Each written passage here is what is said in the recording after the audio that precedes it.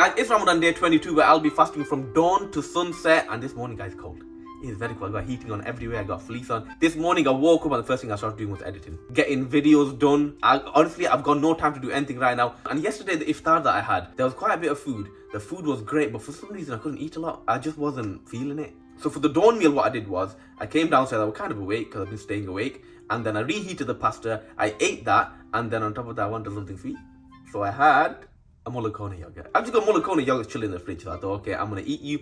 I ate that. I'm full. I feel good. I feel energized. I feel well rested. It's a good day. It's just a bit cold. But let me give you a breakdown of today's times. So today is Ramadan day 22, guys. And iftar, which is our sunset meal, will be at 8:11. And our suhoor, which is the last time we can eat at dawn, will be at 4:39. We are creeping towards the end.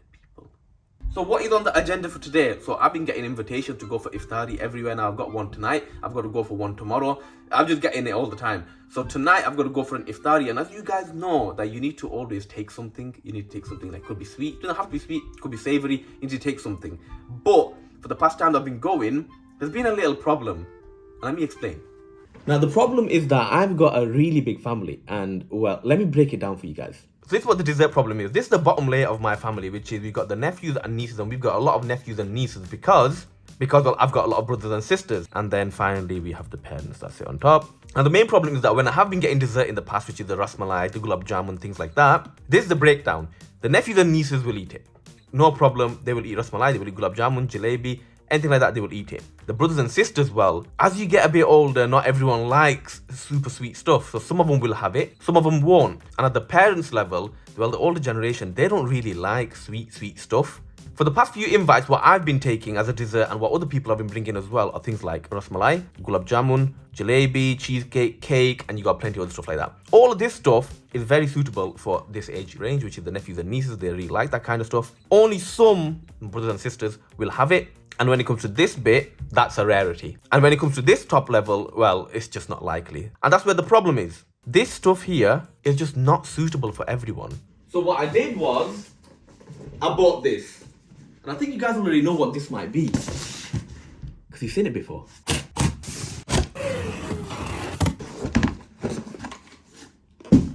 I got some exotic fruit.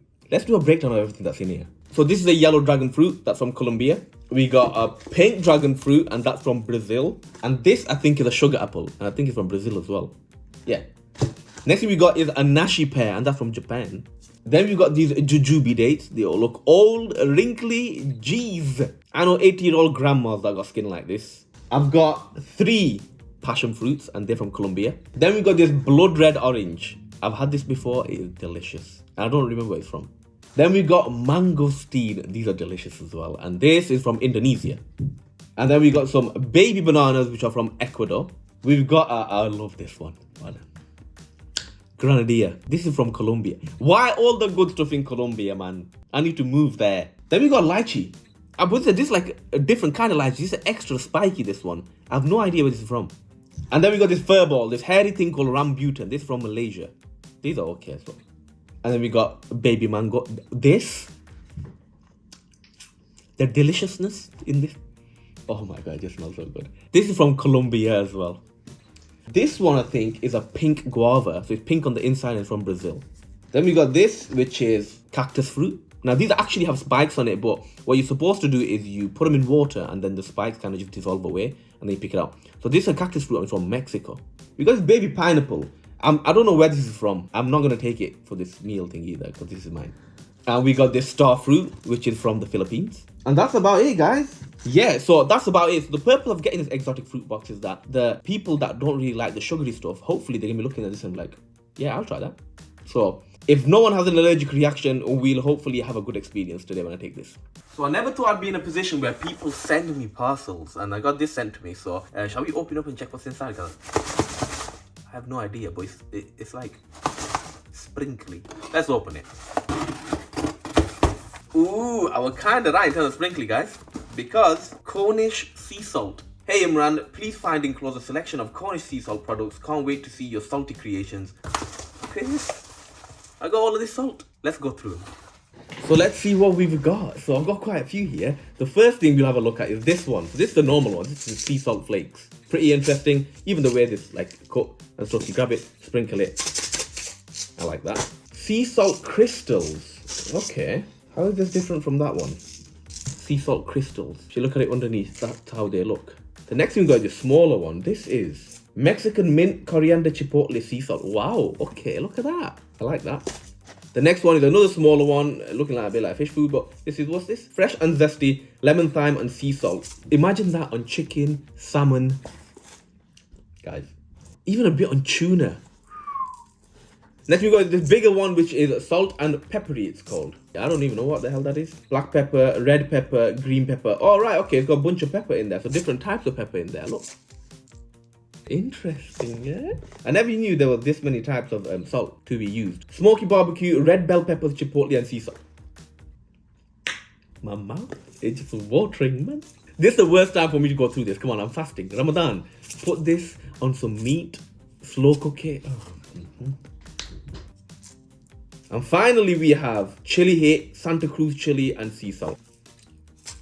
Look at this. So I have got 7 sea salt things, man. What am I gonna do with this many things? I'm excited to use this though. So now that that's done, remember when I went to Ikea a couple of days ago and I had to go and buy a chopping board, I had to go buy some chairs? Well, there was another problem that I had to solve. This unit that I built is really nice, okay? It's nice, however, at the top here, it's just really bare. There's nothing there. So based on this issue that we've got with all of this being empty and everything, I wanted to buy some vegka. I want vegka. You know what vegka is? Vegka. But there's some ugly stuff. I like this one, I don't like that one, and I want to replace it with this one in that one. So I bought some vegka.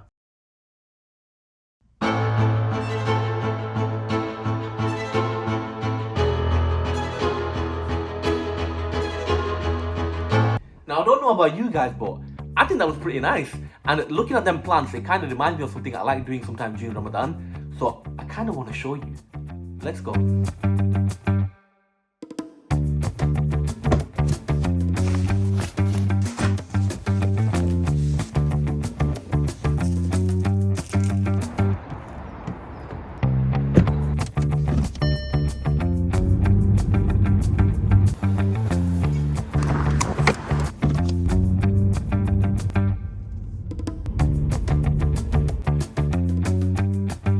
We're finally here. Just look at this. Just look at this. Look.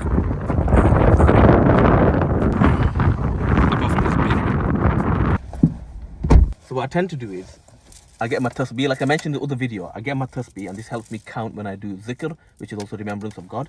And I just sit here and I look at the view and I'll just do some zikr. I'm so relaxed right now.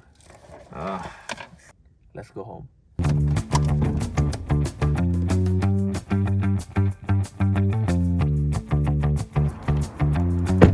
So right now the time is around 7:15, which means that I need to go to my brother's house that I've been invited to. And this is a big invitation. The entire family going, and that's why I got the fruit box.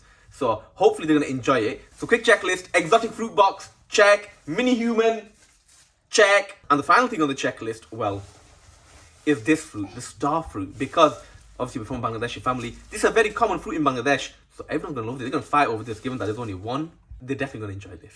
So let's go.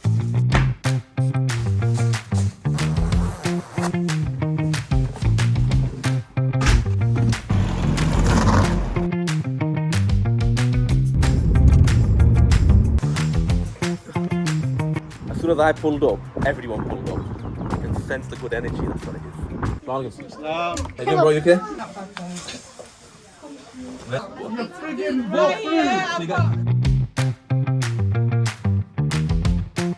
Idris and Ismail, they made an appearance last time, they make another appearance. But their face is gonna get blurred. They don't even know it. Hey guys, want to play Roblox? Got the time right now, it's 8 o'clock, which means it's time for what's on the menu. We got kisuri, this is rice and lentils, all mixed and cooked. You know what it is. Then we got dates, like one date. We got some onion fritter kind of thing. A meat kebab.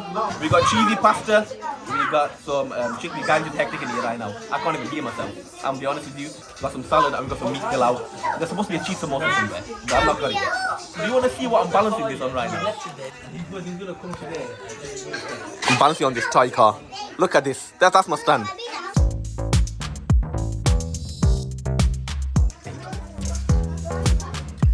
We're gonna start with the quesadilla. Consistency is a bit solid, but it tastes fantastic. Meat samosa. We got meat kebab. Covered in mint sauce. Spinach, onion, potato pakora. Salad in there as well. Everything at this point. Chickpea masala. This is like compulsory in every household food stuff. Chicken tikka pasta. Meat biryani.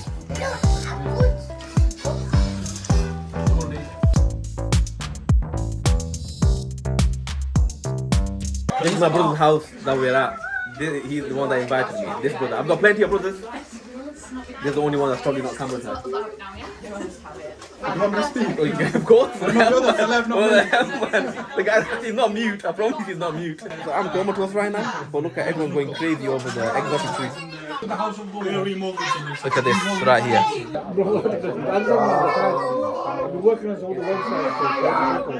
It's very busy. I think it's time to go home. I'm home. Ramadan day 22 done, guys, and right now it's question time. Let's see what questions we got. Any advice for someone wanting to start content creating but fear of being judged awkward in front of the camera? That's a good question. Okay, I've been through it all. I've been through feeling judged. I've been through feeling awkward. The judging side of it is difficult. That's why after doing content for so many different years and nothing really popped off. The one that did pop off is this What in the Chef one, because I wasn't showing my face and I felt more confident making the content because I wasn't showing my face. If you're not confident talking in front of the camera, you could always do a voiceover, but try and inject your personality into it. The second thing is, if you're not comfortable talking in front of the camera, don't talk. There's ways of doing content without talking. You could do music, you could do text, there's plenty of other things you can do. If I was starting content again, I would try and probably make universal content, but also try and find my audience. What does my audience really want? Yeah, but that's a good question. I like that question. Will you be doing any collaboration videos with any Muslim YouTubers during Ramadan or in the future? Well, I'll be doing collaborations with YouTubers. If that's the question, you don't have to be Muslim. How long does it take you to edit these videos? I really like the fact that people are asking me questions about content because I love answering questions about content. So how long does it take? It takes me around 3 to 4 hours. It does take me a while, so I try and read my namaz, get all that done, and then by the time I come home and do all of that stuff, I do finish editing sometime late into the night, 3 o'clock, 4 o'clock. Why do you always crunch up your receipts? Noticed a few times now. By the way, try a portable foldable desk. Your poor neck will come for you in the future. Thanks for the advice there. Why do I always crunch up my receipts? Just looks better on the vlog.